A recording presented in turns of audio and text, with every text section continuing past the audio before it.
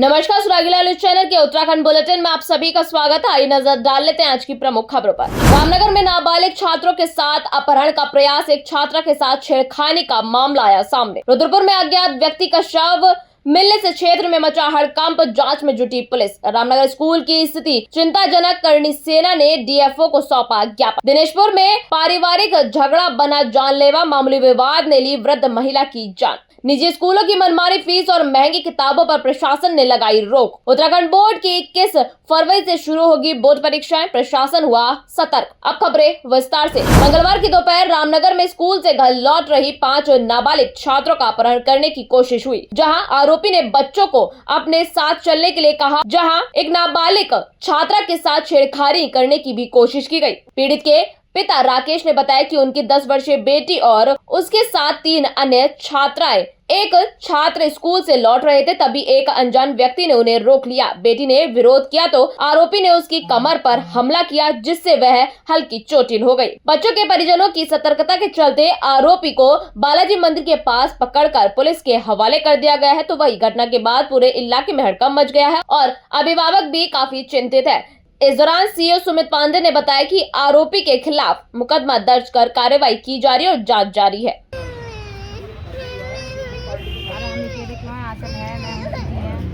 सामने एक मामला है, स्कूल की नाबालिग 4 छात्राएं, एक छात्र, उनको कोई एक युवक जो है अपहरण कर ले जा रहा था, बच्चों के साथ छेड़खानी भी की है। आरोपी को जो है पुलिस के हवाले भी किया गया। क्या कार्रवाई की जा रही है?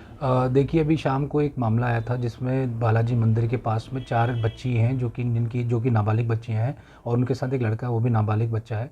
वो स्कूल से वापस आ रहे थे और जब वापस आ रहे थे तो एक जो अधेड़ उम्र का जो आदमी है, जो अपने आप को कोटाबाग का रहने का निवासी बता रहा है, उसके द्वारा जो है इनके साथ छेड़छाड़ भी की बच्चों को और इनको जो है बहला फुसला के ले जाने का प्रयास किया गया। इस आदमी ने इनको बताया कि मैं तुम्हारे स्कूल से हूँ और तुम्हारे स्कूल के टीचर्स ने मुझे भेजा है, और उसके एवज में इनको ले जाने का प्रयास किया गया, जिसमें बच्चे जो है उन्होंने भी मौके पर चिल्लाया, जिसकी वजह से जो आसपास के लोग हैं उन्होंने तुरंत मौके पर सूचना दी और पुलिस जो है उसको भी वर्तमान में जो आदमी है उसको लेके आ गई है और इसमें वैधानिक कार्रवाई है वो की जा रही है और इसका जो आदमी है इसका मेडिकल की कार्रवाई भी इसमें की जा रही है। क्या नाम है आपका? राकेश सागरा नाम है। कहाँ रहते हैं? बुलाटी नई बस्ती, कदी मस्जिद। डीजे का काम है मेरा, लाइट का। मेरी बेटी आ रही थी स्कूल से 3:30 बजे की बात है, तो पता ना कौन बंदा था कौन नहीं था, तो वो जो बंदा था पता ना नशे में था ज़्यादा, तो नशे में के दूंगे तो 4-5 बच्चे थे, 2-3 मोहल्ले के थे बच्चे। तो मेरी लड़की 10 साल की है, तो इसके बच्चों को लेके जा रहा था, मतलब कहीं और लेके जा रहा था, तो ले जाने के बदले में तो मेरी लड़की पीछे पीठ पे उन्होंने मारा। उसके हाथ में एक सुई भी थी, तो वो लड़की मेरी चीखती चाकती घर पे पहुंचने के बाद हमसे जिक्र करा, तो पापा ऐसी बात है। तो वहाँ पे एक बंदा, माँ बाप ने भेजा है, किसी बंदे ने मतलब भेजने के बाद तो ये मेरी लड़की चीखती चाकती भेजी, घर पे गई थी वहाँ पे। तो ये जब दोबारा गए तो वहाँ पे नशे की धुन में मिला वो गाड़ी के पास।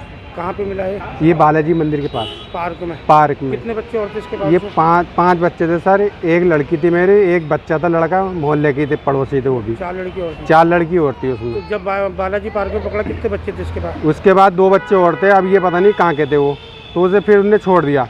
फिर हमारी लड़की के पीछे उनने एक हाथ मारा उनने, तो हमारी लड़की बच्चों के पीछे पड़ गया था। 5 बच्चे थे ये, तो इन्हें पता ना अब क्या करा इनके संग, क्या नहीं करा, अब ये तो हमें नहीं पता।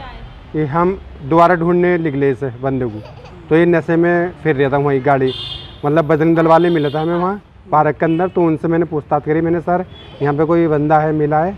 तो वो कह रहे हैं हाँ चलो हम ढूंढने चल रहे हैं। तो इतने में वो बालाजी मंदिर के सामने मिल गया। रुद्रपुर में एक अज्ञात व्यक्ति का शव रेलवे स्टेशन के पास माल गोदाम के नाले में पाया गया। घटना की सूचना आरपीएफ चौकी इंचार्ज संदीप कुमार मीणा ने रुद्रपुर कोतवाल मनोज रतूड़ी को दी। घटना की जानकारी सुबह 9:30 बजे पुलिस को मिली। सूचना मिलते ही स्थानीय पुलिस टीम घटना स्थल पर पहुंची और इलाके को घेराबंदी कर जाँच शुरू की गई है। शव को कब्जे में लेकर पोस्टमार्टम के लिए भी भेज दिया गया है। तो वही सीओ सिटी प्रशांत कुमार ने बताया कि फिलहाल प्राथमिक कदम शव की पहचान करना है। पोस्टमार्टम रिपोर्ट आने के बाद ही मौत के कारणों का पता चल सकेगा। आसपास के थानों में गुमशुदगी की रिपोर्ट भी खंगाली जा रही है। तो वही पुलिस मामले की हर पहलू से जांच कर रही है। देखिए रुद्रपुर कोतवाली क्षेत्रांतर्गत रेलवे स्टेशन के पास में आज एक अज्ञात शव बरामद हुआ है और अभी उसकी शिनाख्त नहीं हो पाई है। उसकी शिनाख्त के प्रयास चल रहे हैं और इसमें पंचायतनामे कार्रवाई की जाएगी और इसमें सार्थक प्रयास किए जाएंगे कि इसकी शिनाख्त पहले की जाए। जी, ये जो शव बरामद हुआ था ये नाले में गिरा हुआ मिला था और ये जो प्राइमा फेसी दिख रहा है काफ़ी पुराना है, जिस कारण जो है थोड़ी समस्या उसमें आ रही है पहचानने में, लेकिन इसके बाद भी इसका प्रयास किया जा रहा है कि इसकी शिनाख्त हम जल्दी करा सकें। रामनगर में बुधवार को करणी सेना के कार्यकर्ताओं ने रामनगर वन प्रभाग के डीएफओ ध्रुव मर्तोलिया को ज्ञापन सौंपा। करणी सेना के प्रदेश अध्यक्ष सूरज चौधरी ने बताया कि मोहल्ला कंजर पड़ाव स्थित राजकीय प्राथमिक विद्यालय में गरीब बच्चे अभी एक जर्जर टीन शेड में पढ़ाई कर रहे हैं। उन्होंने कहा कि टीन शेड खतरे में है और कभी भी ढह सकता है। अध्यक्ष ने सरकार से मांग की है कि स्कूल के लिए जमीन हस्तांतरित की जाए ताकि पक्का भवन बनवाया जा सके और बच्चों की सुरक्षा सुनिश्चित हो। डीएफओ ने इस मामले को गंभीरता से लेते हुए 1 माह के भीतर कार्रवाई का भरोसा दिया। करणी सेना ने चेतावनी दी कि यदि 1 माह में कोई कदम नहीं उठाया गया तो आंदोलन किया जाएगा। 10 लाख कुछ रुपया इनको कब आया था पैसा? कहाँ गए वो अपने? काफी साल हो गए सर जब कुछ साल तक। राजकीय प्राथमिक विद्यालय है कंजरपड़ाव में। वहाँ पर बच्चे टीन सेट के नीचे, मंदिर के टीन सेट के नीचे पढ़ने के लिए मजबूर हैं। आज हमने विद्यालय को लेकर संबंधित विषय डीएफओ महोदय को करणी सेना के माध्यम से दिया है। उन्होंने मांग की है कि जल्द से जल्द उनको वहाँ विद्यालय का निर्माण हो, उसके लिए भूमि आवंटित की जाए। तो हमें आश्वासन मिला 1 महीने के भीतर वहाँ भूमि आवंटित की जाएगी और वहाँ पर पुनः विद्यालय का निर्माण चालू कराया जाएगा। एक रेंजर हैं, उनका नाम मैं उजागर नहीं करना चाहूँगा, रेंजर है, उनके मौसी है, वहाँ पे मौसी की उनकी भूमि है जिसकी वजह से वो वहाँ पर विद्यालय को बनाने में बाधा उत्पन्न कर रहे हैं। अरे भाई जरा रुकिए, कहाँ जा रहे हैं? आपके पास आईडी कार्ड है क्या? ठीक है, आप जा सकते हैं।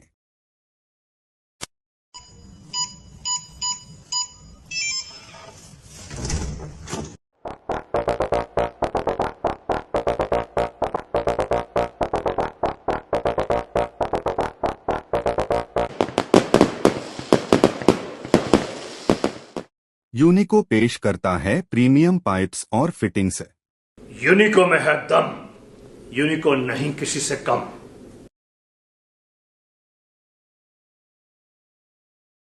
चाहे तो एक साथ होनी चाहिए, सब लोग एक साथ बैठना ही नहीं चाहते। पापा ट्राई दिस। लो सब लपक लिए।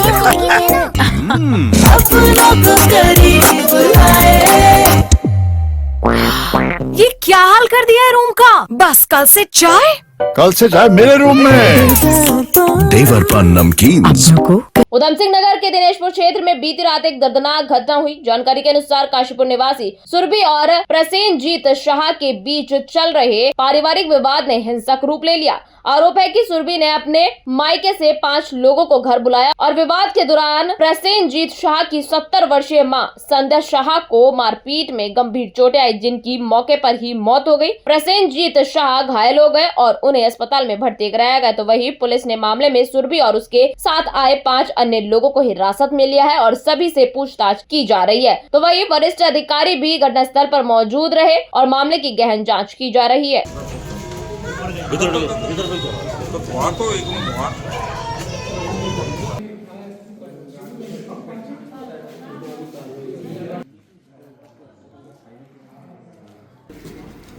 पायलट गाने साहब के, अरे साहब को ड्राइवर है।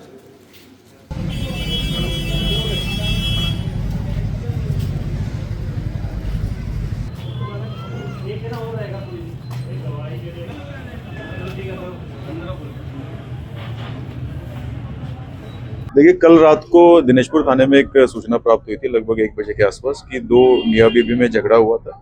झगड़े के बाद जो बीवी है उन्होंने अपने मायके वाले लोगों को बुलाया और जो अपने हस्बैंड की और सास की पिटाई की थी। तुरंत दिनेशपुर थाने से फोर्स रवाना हुई थी। यहाँ पर आके पुलिस ने देखा तो उनके साथ में बीवी के साथ में उनकी बहन, माताजी और उनका भाई के 2 फ्रेंड्स यहाँ पर मौजूद थे, जिनको हिरासत में लिया गया पुलिस द्वारा। मौके को कॉर्डन ऑफ करके फॉरेंसिक टीम को, फिलिनेट को बुला के फॉरेंसिक एविडेंसेस कलेक्ट किए जा चुके।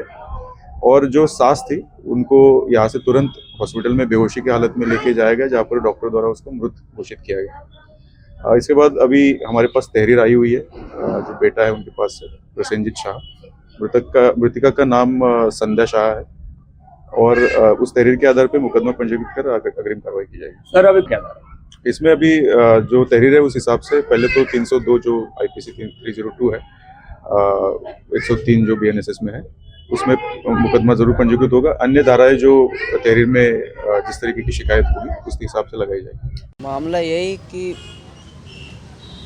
वो लोग आए थे, मतलब मैं सो रहा था, उसके बाद वो लोग आए, 4-5 लोग अचानक मेरे पे हमला किया है, और मम्मी को भी उसमें मतलब वो क्या उनको भी मारा है।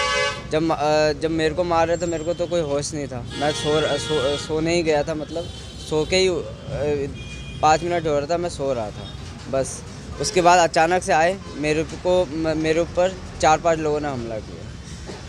हाँ, और जब हमला किया तो मेरे को उस टाइम तो अचंभव हो गया क्या हो रहा है कि नहीं, ठीक है। उसके बाद 2-3 बार मेरे सिर में मारा, उसके बाद मेरे को उसके बाद पता ही नहीं है, मतलब मेरे को कुछ पता ही नहीं चल रहा था क्या हो रहा है मेरे साथ। मेरे को पकड़ रखा था और मेरे से मारपीट हो रही थी। मारते मारते मेरे को वो क्या बाथरूम के साइड भी ले गए, उसके बाद मेरे को घिसते हुए ये यहाँ तक अब मेरे जो मेन दरवाजे से बाहर के रास्ते तक लेके आए। कौन था? हाँ, वो मेरी सास थी और मेरे साला, और उनके साथ 2 और भी संदिग्ध थे, और मेरे साली भी थी साथ में। और सोनू के ससुराल वाले आके सास, शादी और क्या कहते हैं उसके साला और 2 लड़के और आए थे, आके सोनू को बहुत मारा, उसकी मम्मी को मार के कमरे में बंद करके फिर बाहर निकल के सोनू को भी मारा बहुत। लगभग कितने लोग थे? 5 लोग ही थे, 5 या 6 लोग थे। तो इस तरह लोग रोकने की प्रयास नहीं किया गया? रोकने की बहुत कोशिश की, लेकिन वो सुन ही नहीं रहे थे। बहुत बीच बचाव के बाद वो सोनू बेहोश हो गया था, फिर उसकी मम्मी को देख के फिर वो लेके ही जा रहे थे, पुलिस वाले सब लेके जा रहे थे सोनू को, और उसकी बीवी को लेके जा रहे थे थाने में। फिर हमने जाके पुलिस वाले को रोका, रोकने के बाद फिर आके देखा कि उसकी मम्मी मरी पड़ी है, कहीं थोड़ी सी नस चल रही है। तो फिर लेने के ऐसी स्थिति क्यों पैदा हुआ कि जान से मारना पड़ा?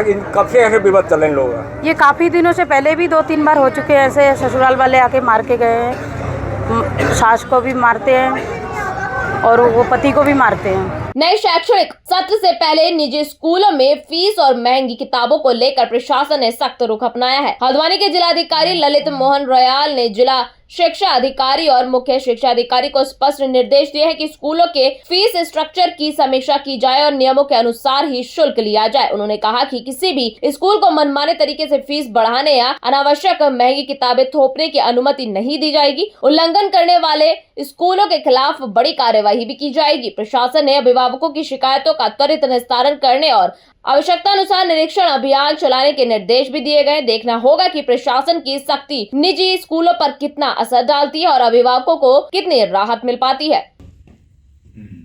कौन ऐसी कंपनी जो आज निजी विद्यालयों में जो फीस स्ट्रक्चर है, जो बार बार कैपिटल फीस लिया जाना, या जो स्कूल की ड्रेस है, यूनिफॉर्म है, उसमें बहुत तेजी से चेंजेस करना, या पाठ्य पुस्तकों में जो अनुमन्य पाठ्य पुस्तकें हैं NEP में, NCERT या स्टेट गवर्नमेंट द्वारा जो पाठ्यक्रम निर्धारित किया गया, उसके अतिरिक्त जो महंगी किताबें हैं, तो ये शिकायतें अभिभावकों की तरफ से निरंतर प्राप्त होती रही हैं। तो इस वर्ष नए शिक्षा सत्र में जिला शिक्षा अधिकारी, मुख्य शिक्षा अधिकारी के लिए हमने एक जिला प्रशासन ने रूपरेखा तैयार की है, और उसमें जो विद्यालय अगर फीस स्ट्रक्चर भी बढ़ना है तो प्रीवियस का भी उसमें उन्हें रिकॉर्ड रखना होगा कि पूर्व में कब वो फीस बढ़ी थी, उसका औचित्य भी, और जो अभिभावक हैं उनसे उसमें वार्तालाप, सहमति जैसी बनी है कि नहीं बनी है, और किसी खास दुकान से किसी खास प्रकाशक की पुस्तकें और पाठ्य पुस्तकें खरीदने के लिए बाध्य करने को भी उसमें प्रतिबंध की श्रेणी में रखा गया है। सामान्यतः यूनिफॉर्म ऐसी होनी चाहिए जो बाजार में सहजता से उपलब्ध हो सके, पाठ्य पुस्तकें सहजता से उपलब्ध हो सकें। किसी एक खास प्रकाशक, खास विक्रेता के लिए अगर बाध्य किया जाता है तो उसे गंभीरता से लिया जाएगा। अरे भाई जरा रुकिए, कहाँ जा रहे हैं? आपके पास आईडी कार्ड है क्या? ठीक है, आप जा सकते हैं।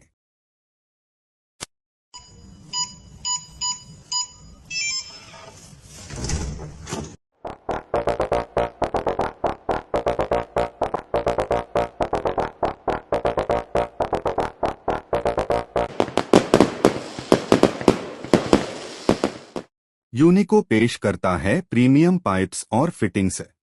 यूनिको में है दम, यूनिको नहीं किसी से कम।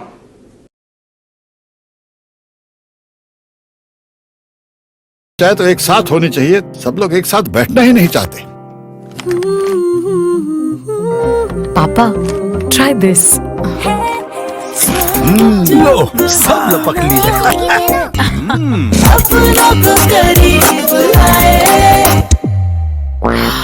ये क्या हाल कर दिया है रूम का? बस कल से चाय मेरे रूम में।